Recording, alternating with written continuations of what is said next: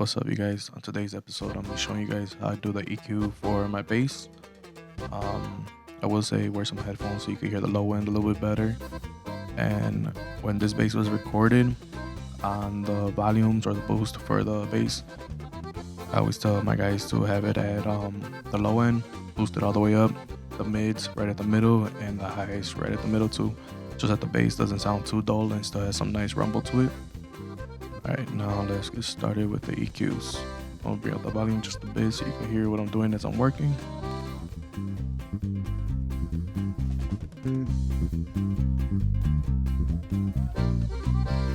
Okay, so first thing as usual is I tend to solo the channel just so I could get that where my monitor is at to about -18 on the board for the volume. And then the first thing we're going to do is, like every other instrument I do, I put a low cut. Some are probably saying, what's the point? It's a bass. Yes, you still need one on there, especially if you want to tighten up that low end and you want it to sound nice. You could do it without, but if you have a little bit of rumble from the strings or you have a player that plays pretty sloppy, it will be noticeable. So for the low cut, I usually started right at that 30 hertz.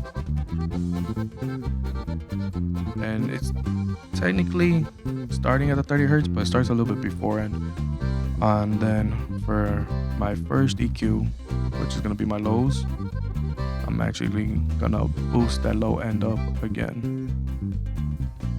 And we'll bring that to about, say, 35 hertz roughly. Give it a boost of like about between 2 to 3. I try not to boost it too much. I don't want to overkill it on the bass with the rumble. This just helps for if you have a pretty good set of subs. When you send the low end out, it'll have a nice rumble to it, and it'll just make up a little more of that bottom end of the bass. And then my next one, which is the low mids, what I do here is I actually look for the bass note of the kick drum, which is usually, when I boost my kicks, I do it between 50 to 60 hertz. And that's what I'm gonna look for here. And I'm actually gonna do a cut in the EQ.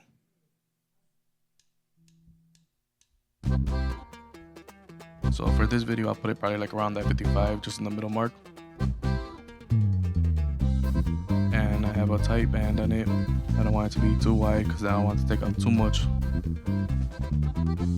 And what I do is I drop it to about between -5 to about negative maybe 8, maybe 10 on a strong day. And the only reason I'm doing that is so that when you put your kick channel into the mix, it has that tight punch to it, and the bass and the kick aren't fighting for the same frequencies. Now, for my high mids, my third band, what I'm gonna do is I'm gonna clear out a little bit of the mids.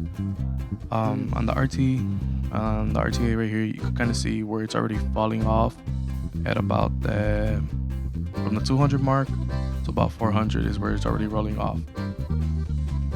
If you're sending the bass to your tops, this between the 200 to 400 can make your top sound pretty muddy and to make the room sound really boomy. So what I'll do is I'll actually cut it, and it also gives the bass, in my opinion, a nicer sound, so it cleans it up. So I'll do a cut about usually around -5, and then frequency I'll sweep it a little bit forward little by little until I find a spot that I like.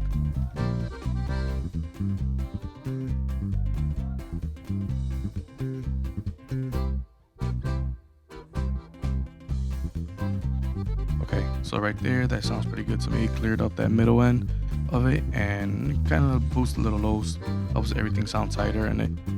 And then the next thing I'm gonna look for is gonna be on the high end. Change it to a PEQ. So what I'm looking for is any buzz or rattle in the bass. I want for it to have a little bit of high end, but not too much to the point where it's buzzing or rattling when somebody slaps the strings or plucks a little too hard. So we're just gonna look for that little sweet spot up here.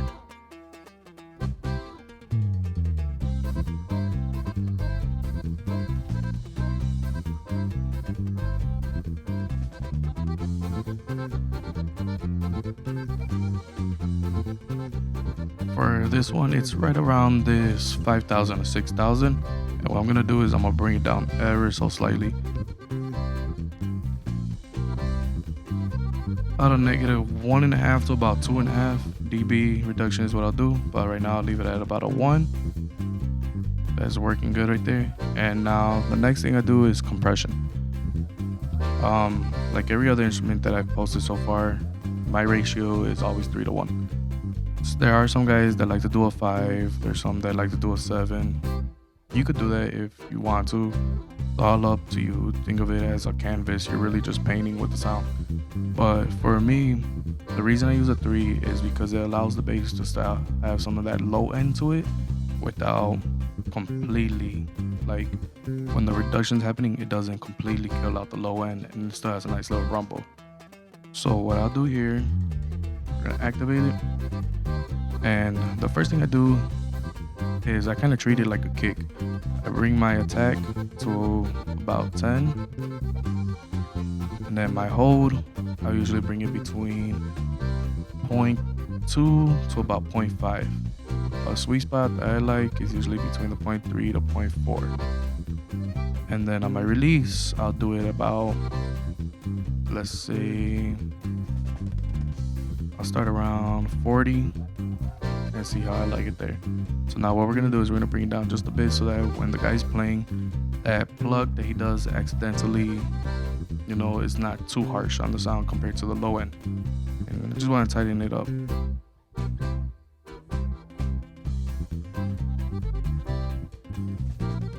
it up just a bit so you can hear.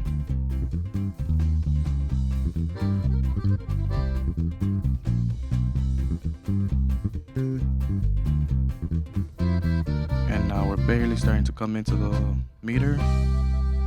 As you can see, the meter's barely hitting that 2 mark. I'll probably go a little bit more still. I usually like for it to be at the 2 consistently and then hit about that 4 when the player strums too hard or plays too hard.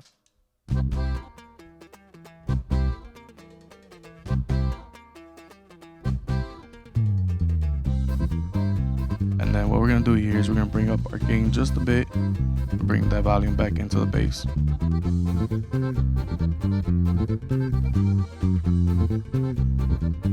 little bit more on the threshold. That works right there for me. And now for my gate. For the gate, I do something pretty simple, especially if you're just barely starting, like learning how to do sound, or you're barely starting your group and you don't want to mess with it too much.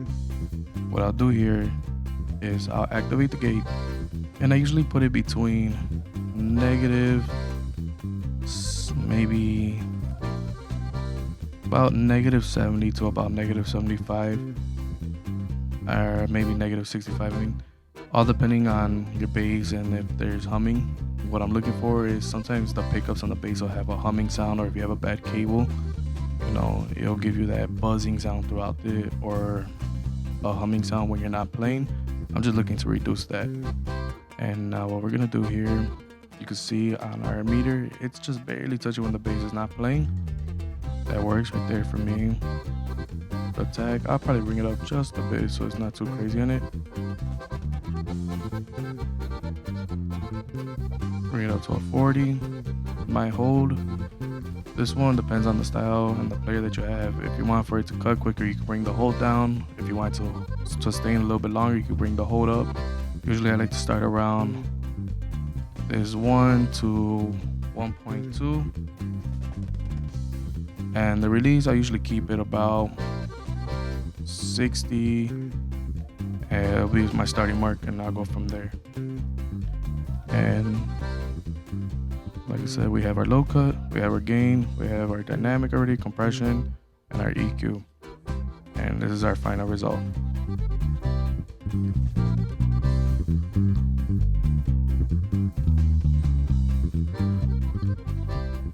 Like I said with my other instruments, I try not to do too much to it. I still want it to sound natural. I want to take away just some of the muddiness, but I want it to sound clean and give a little bit of a low end rumble. If you can, just do me a favor, give this video a like and subscribe to the channel. And then if you have any comments or questions, go ahead, leave them below and I'll get back to them as soon as possible. Thank you.